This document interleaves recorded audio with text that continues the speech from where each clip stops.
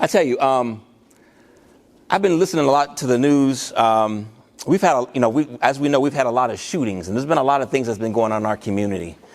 Beyond what happened at Old National Bank and other things, there's been a lot of terror in our community and in this world, for that matter.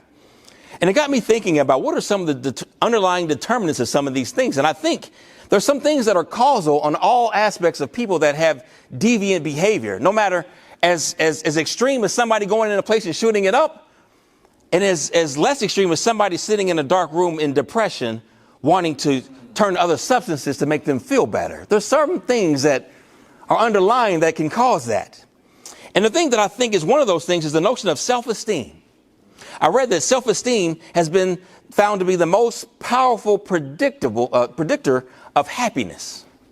Your self-esteem is the most powerful predictor of your happiness. Not only that, self-esteem can impact every area of your life, your relationships, your job, your health, your perspective. And I read that it said about 85% of the people in the world are affected by what they say is low self-esteem. And when there's a certain point in time that you can get so low that you'll want to get high. Well, you'll get so low that you feel like there is no hope, there is no solution, and things can come upon you. And I began to think, why are some of the reasons why we're having such low self-esteem in this hour than we've had in the last 20, 30 years? Well, one of the reasons is social media. Let me tell you why social media is such a determinant. When you watch social media, you see your friends, you see probably the best 10% of their life. The best 10%. They don't show you the 90% where they're going through divorce, or 90% where maybe they're depressed, the 90% where you don't see the worst parts. You see the best, absolute best parts. And not only that, half of that is filtered. You see filtered photographs of people. You don't even see any cellulite, any beer gut, any wrinkles on their face because they're so perfect. Everything looks perfect. But you know it's not perfect. Come on. But the issue is we look at those images saying, man, my life sucks. They're doing this. They're living in their best life. They're smiling. What am I doing in my life? Oh, man, so-and-so is 62 years old, but it looks like they're 34. That's a strong filter.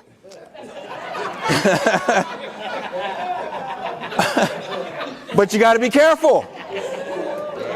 It's trickery. It's trickery. But tell me you don't look through sometimes scrolling, start comparing your life like, what am I doing wrong? What? Oh, so-and-so was doing It questions your self-esteem. It makes you think maybe I'm not good enough. Maybe so-and-so, maybe my life didn't turn out the way that it should have. Maybe I'm doing something wrong in my life. Maybe I made a wrong turn. You start comparing your life to theirs. And terrible things can happen. As a result, we constantly compare ourselves to other people's measurement of success. We constantly compare what other people are doing online. See, to me, it's interesting to feel confident in culture because culture wants you to do more and to be more. Let me tell you, you're never going to be enough for culture. You're never going to do enough to satisfy the culture in the world to be who they think you should be and not who you've been created to become. And my message simply today is this. You're worth it. Turn to your neighbor and say, you're worth it. Turn to the other side, look him in the face and say, you are worth it. You're worth it. You're worth it. And this notion of worth is an impactful thing, and this notion of self-esteem, because to me, they're intertwined.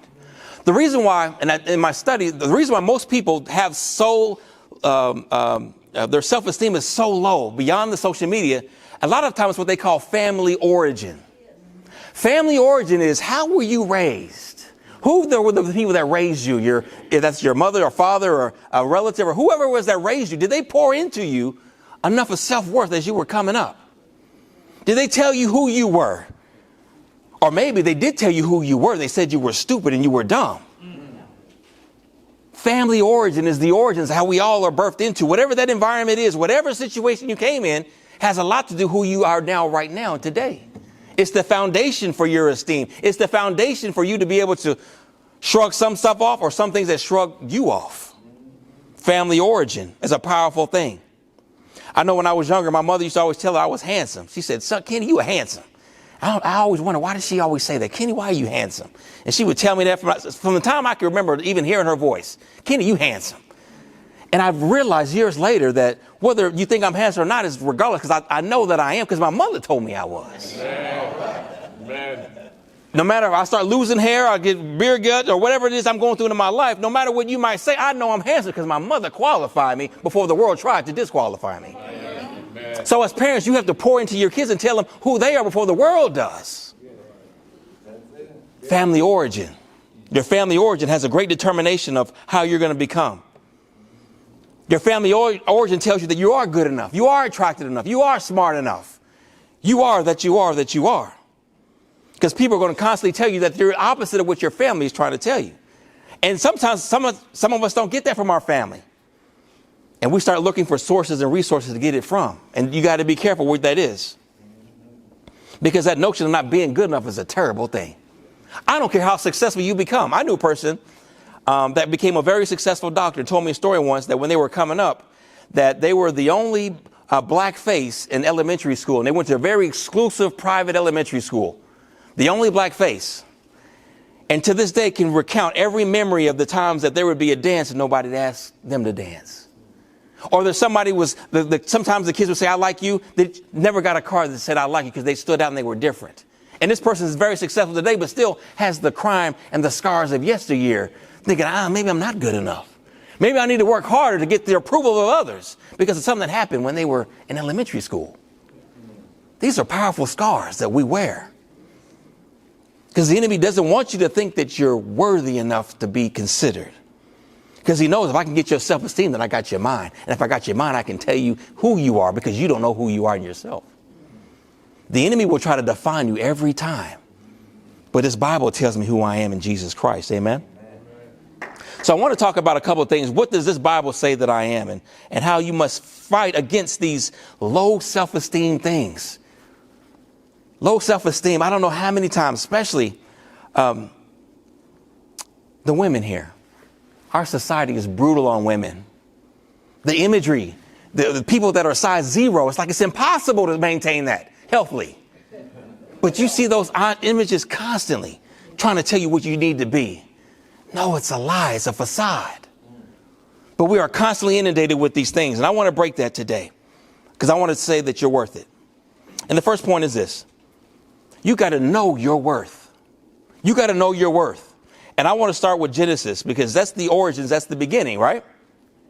And every time I want to get to the origin or the root of a thing, I always like to flip to Genesis, because Genesis is the book where we know where God's intentions were for mankind. We know that God had created Eden, a place of great beauty. All their provisions were already in this place.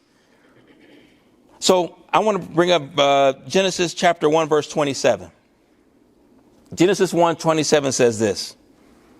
So God created mankind in his own image. In the image of God, he created them, male and female. He created them in his own image. You are the creation of God. It's like looking at a mirror. You're not a God, but you're like God. God is all powerful. He's creative. He is loving. All those things that in the essence that God is, many of those things we also possess because we're like him. And I've said this many times, just like my kids are not me, but they're like me. And they're like their mother. There's certain elements that they do that when we see them, we laugh. We say, oh, that's exactly what I would have said. Or that's exactly what I would have done. They are not me, but they have tendencies like me and tendencies like their mother. And you have to understand, you have tendencies like your God because you are his descendant. You're his kid whom he loves dearly. So God is the creator and we are his creation. We are made in the image of God. And the thing about God, when he created Adam and Eve, being the author of life, he wanted to create many me's in the world, if you will, to populate, to be reflective, and to subdue the earth like he had subdued, to rule the earth like he had ruled the galaxies and everything in between. He wanted to have these many me's of him to be able to do that in his image and in his likeness. And to me, I think God is like a great artist. That's the only thing I can really compare it to on earth is an artist. An artist creates from a blank canvas, and they have the colors, and they can do with that canvas what they want to because they're creator, right? And the thing about artistry and art is very subjective when you paint it. In fact, God, if I could break it down, God is the artist He's the subject, but you and I are the canvas. And it's up to him and his prerogative to paint you and to do with you what he wills, because he is the creator. The best thing we can do is withhold nothing, as we sang, and submit ourselves wholeheartedly to him. Now, this is the thing about art, that art is subjective at best. And anyone ever been to an art gallery and looked at art and was like, I just don't get it. And then you see that price tag. It's like, ooh, really don't. I really don't get it. What are they seeing I'm not? Right? So the value of art can be very difficult to determine. In fact, I did some research. The most expensive piece that ever sold was back in 2017. It was called the Salvator Mundi. And that translates to be the savior of the world. And it's a painting by Leonardo da Vinci. Sold for $450 million. Now, I'll be honest with you. It's a picture of Jesus. And to be honest with you, to me, it looked like trash.